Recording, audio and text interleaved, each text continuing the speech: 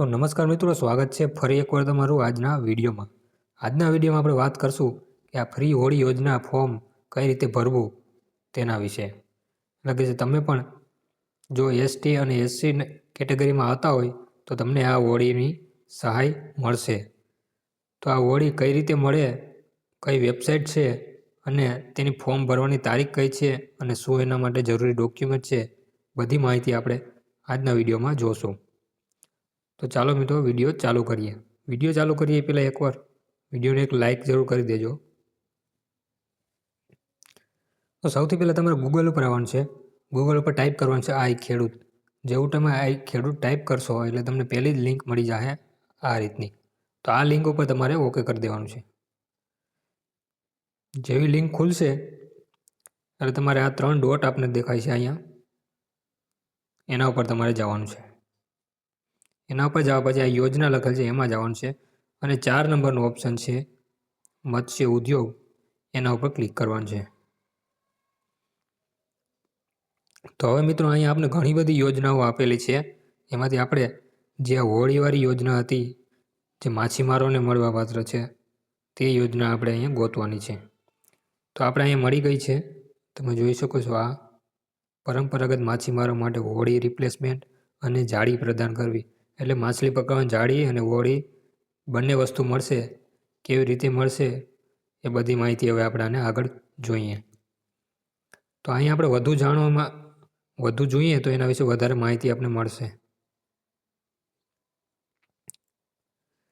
તો અહીંયા આપણે આ માહિતી આપેલી છે, જેમાં આપણે વાંચીએ કે ભારત સરકાર તરફથી જે તે વર્ષમાં ફાળવેલ જનરલ મહિલા એસટી કેટેગરીના લક્ષ્યાંક મુજબ નીચેના ધોરણે સહાય મળવાપાત્ર રહેશે. એટલે લાભાર્થી પરંપરાગત માછીમારો જે છે, જે માછલી પકડે છે દરિયામાં, એને જાળી પ્રદાન કરવી. યુનિટ કોસ્ટ 5 લાખની સામે જનરલ કેટેગરી 40% સહાય, એટલે કે 2 લાખ રૂપિયાની સહાય મળશે. એટલે 5 લાખની વસ્તુ હોય તો 2 લાખની સબસિડી મળશે. ખરેખર 40% ખરીદ 2થી જે ઓછું હોય તે મહિલા એસટી કેટેગરીને મળશે. ત્યાર પછી 60% સહાય, જે એસટી કેટેગરી છે ને તેને 60% સહાય મળશે. એટલે કે 3 લાખની સહાય અથવા ખરેખર કિંમતના 60% બેમાંથી જે ઓછું હોય તે સહાય લાભાર્થીને મળવાપાત્ર રહે છે. આ સહાયમાં કેન્દ્ર સરકારનો ફાળો 60% હોય છે અને 40% રાજ્ય સરકારનો ફાળો હોય છે. અરજદાર દ્વારા ઓછામાં ઓછા એક ઘટમાં સહાય લેવાની રહેશે. હવે આ અરજીની તારીખ ક્યાંથી ક્યાં સુધી છે તો એ તમે નીચે જોઈ શકો. તારીખ પણ આપેલી છે આપણે કે 9/5/25થી ચાલુ થઈ ગયા છે અને 31/3/26 સુધી તમે ફોર્મ ભરી શકશો. આ જે આઈ ખેડૂતની વેબસાઇટ તેના ઉપર જઈને આ નીચે અરજી કરો, આ તમને અરજી કરો એ ઓપ્શન બતાવે છે. આમાં ક્લિક કરીને તમે અરજી કરી શકો છો.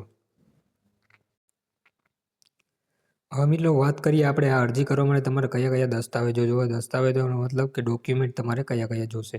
તો આ દસ્તાવેજ લખેલ ઉપર ક્લિક કરશો તમે એટલે તમને બધા દસ્તાવેજ આવી જશે, જેમાં સરકાર લેણું બાકી નથી તે અંગેનું જિલ્લા કક્ષા અધિકારીનું પ્રમાણપત્ર.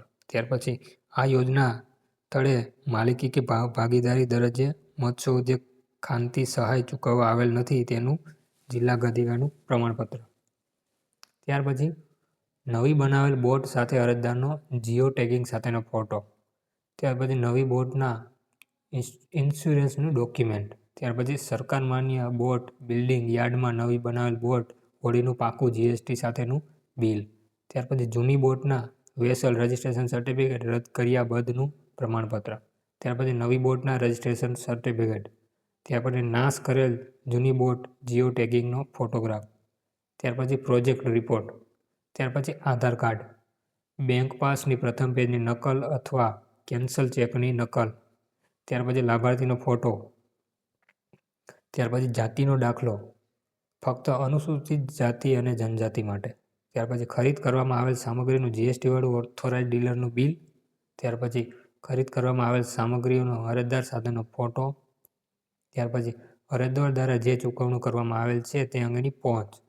ત્યાર પછી જૂના બોટનું લાયસન્સ. ત્યાર પછી જૂના બોટના વેરિફિકેશનનું જિલ્લા કચેરી તરફથી મળેલ પ્રમાણપત્ર. ત્યાર પછી જૂની બોટ વેસલ રજિસ્ટ્રેશન સર્ટિફિકેટ. તો આટલા દસ્તાવેજ હતા જે તમે તમારા ફોર્મ એપ્લાય કરવા માટે જરૂરી છે.